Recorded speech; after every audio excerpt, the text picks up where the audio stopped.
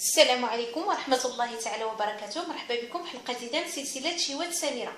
الشهوات ديال اليوم غادي نوريكم واحد الطريقة باش تعمروا داك البطبوط اللي فايت اللي قدمت في لا فيديو السابقة.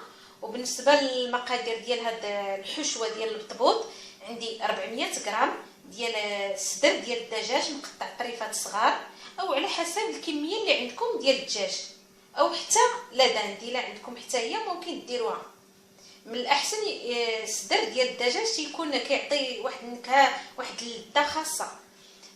عندي بصله متوسطه الحجم مفرومه، ملعقه كبيره ديال طماطم مركزه. بالنسبه للتوابل عندي نص ملعقه صغيره ديال الزنجبيل سكينجبير، نص ملعقه صغيره ديال الفلفل الاسود الابزار، والملح حسب الذوق. وعندي 3 ديال فصوص الثوم صغيره، تكون صغيره او فصين يكونوا كبار. وعندي اوراق السلطه ديال الخس اللي كنغسلوه مزيان وكيستقطر. وعندي زيت نباتيه وشويه ديال الصوجه. بالنسبه للطريقه، كندير واحد المقلاة فوق النار، كندير واحد 3 ديال الملاعق كبيره ديال زيت نباتيه،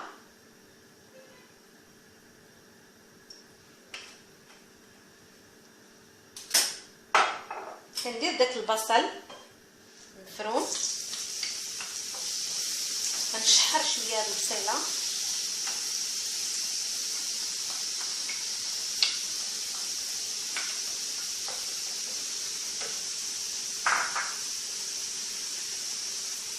كنزيد عليها الثومه كنحكها، 3 ديال الفصوص ديال الثوم،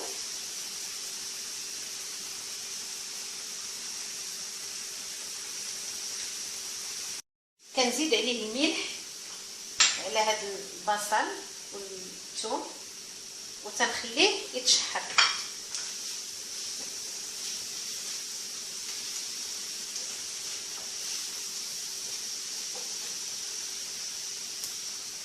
بعد ما كتشحر ديك البصل كتهبط كتلوى، كنزيد عليها داك الدجاج اللي مقطع طريفات صغار،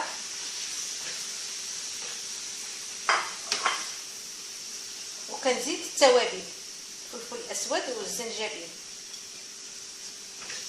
وتنخلي هذا الشيء يطيب.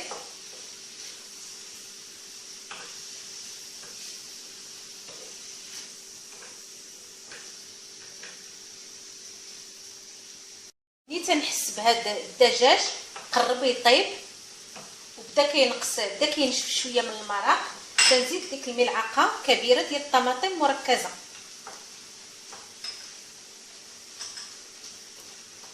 وكنزيد عليه واحد شويه ديال الصوجه، قيمت واحد نص ملعقه صغيره. ما كنكثرش الصوجه بزاف، وكنحرك هاد العناصر كتشحر كتزيد طيب.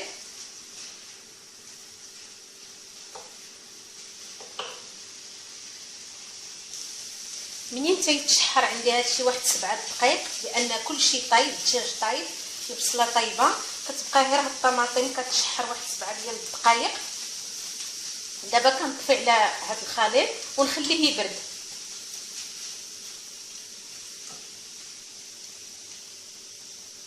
على ما كتبرد الحشوه كنوجد واحد لاصوص بحال المايونيز. في عود المايونيز كناخذ طانون طبيعي بدون سكر،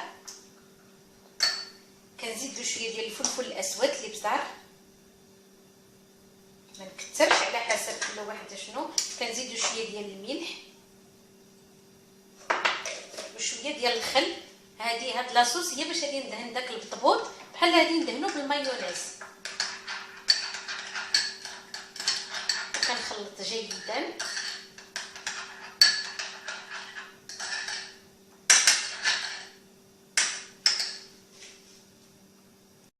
بعد ما بردات الحشوه ديال الدجاج كناخذ هذا البطبوط هذا كندهنو هكا بهاد لاصوص اللي صوبت بياورت طبيعي بلاصه لا مايونيز. اللي ما كيبغيش المايونيز غتجي لذيذه حتى هي.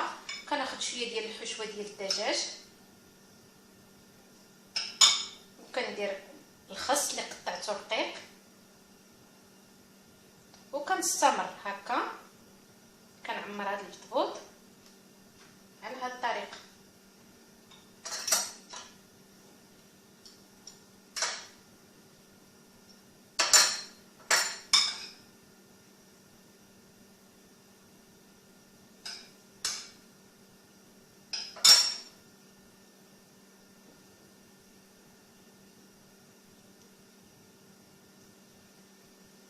غنستمر هكا. هذا هو الشكل ديال البطبوط بعد ما عمرته، راه كيجي لذيذ ورائع. ولا عجبتكم لا فيديو ديروا جيم وشاركوا معايا في القناه ديالي شيوات سميره باش ديما يوصلكم الجديد، وبارطاجيو لا فيديو، ديروا التعليقات والاراء ديالكم، وبالصحه والراحه.